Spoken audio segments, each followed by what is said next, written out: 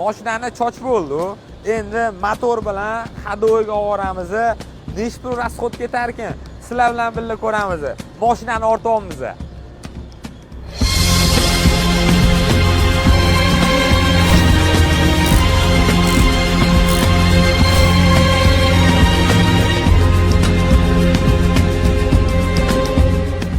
Kaputini bitta ochib ko'raylik. Qani bismillah.